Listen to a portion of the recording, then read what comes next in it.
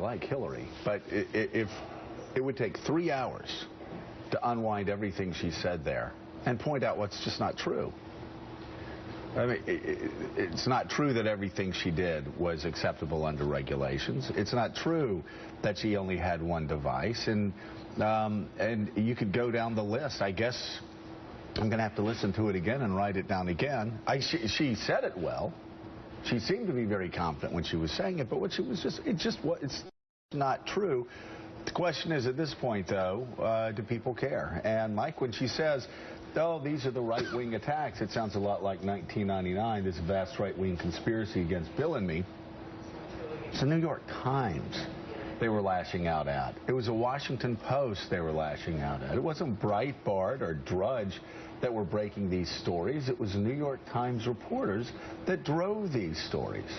Well, a couple of things popped out, at least at me, watching that interview. One is that there is still a lot of rust on this political vehicle, Hillary Clinton's candidacy. She's still in the spring training phase, I think, of getting her message out. The other element is the difference, and we're used to hearing and seeing her husband, who's been with us forever on the political stage. He is fearless on the stage. Fearless. She is fearful.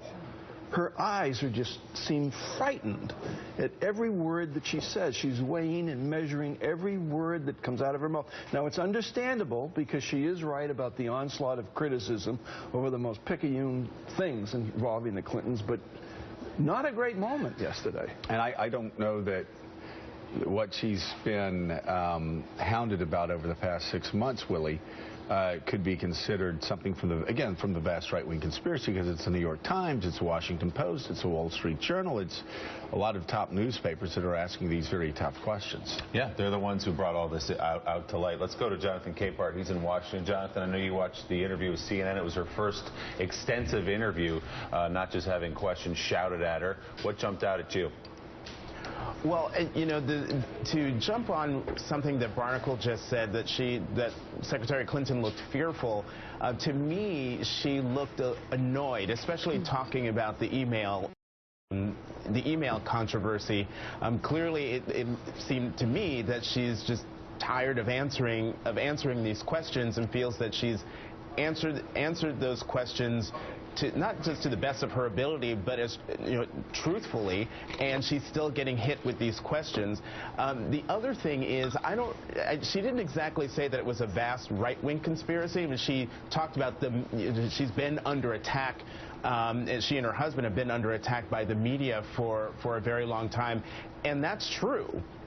They have been attacked. She's been under the media microscope since at least 1991-92, when President Clinton ran for president the first time. So what we're seeing here is someone who is battle-scarred, who's been through the crucible of controversies time and time again, most of them not borne out.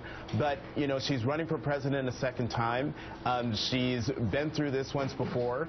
And we'll see, as Barnacle says, there's a lot of rust on this vehicle. We're still many months out from when she really has to get her game back on. I do think, though, and by the way, she'd bring up the Republicans and the right in the attacks. I do think, though, it's not so much the rust on the vehicle as it is. Well, the vehicle may be rusty, but Willie, she's not riding over a good road. I mean, she can be tired of the questions that she's being asked. She hasn't really answered them. She hasn't answered them to the satisfaction, certainly, of any investigators, and certainly not to the reporters at the New York Times that first brought up these stories. In fairness, what has she not answered? I mean, I agree. She's got to get ready for the pitching's going to be a little harder come as this thing goes on here, as Barnacle's analogy suggests. Okay. What has she not answered? Well, let's look at the screen. She said everything. And what she's saying, a lot of things she's saying are just not true. I don't that with any malice. I'm just factually speaking. But what's not if you talk to the Obama administration and you look at what's in below your head right now, and everything I did was permitted? No, it wasn't.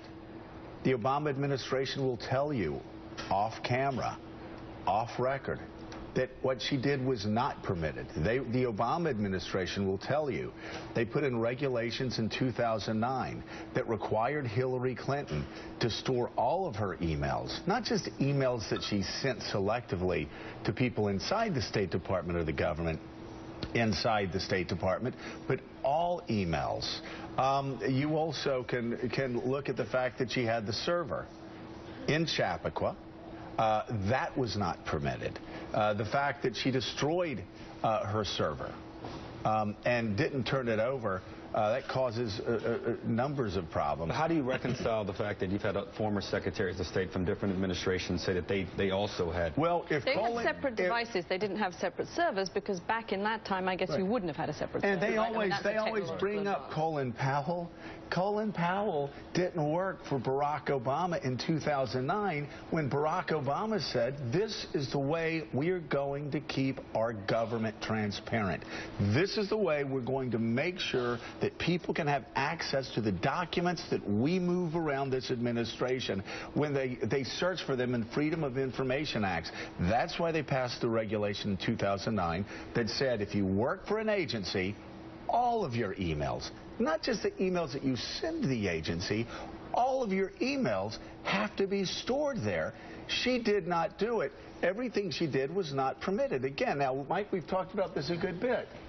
Probably not a big deal with the American people. Right, well, that's yeah. But don't do this Clinton-esque on, was everybody picking on me on these? There was nothing in the Rose Law Firm records. When you take the Rose Law Firm records for 3 years and hide them in your White House, sift through them, and then decide what you're going to give investigators, you just can't have it both ways. Listen, there's no questioning the accuracy of everything we've been saying about the emails. I think maybe 1 in 50 million people out there care about the emails. Right. They don't care about the emails, which leads to the question, why is it that she didn't get on TV and say basically to the interviewer or to questions about these, hey, you got to get over this. Right. Nobody can just get over it. Because the problem, Caddy, is those trust numbers haven't collapsed because her favorite baseball team is having a bad year this year. I mean, they have collapsed because Americans... I mean, in part they've collapsed not because people know the details, as you suggest, of the emails, because it's very complicated and most people haven't followed that.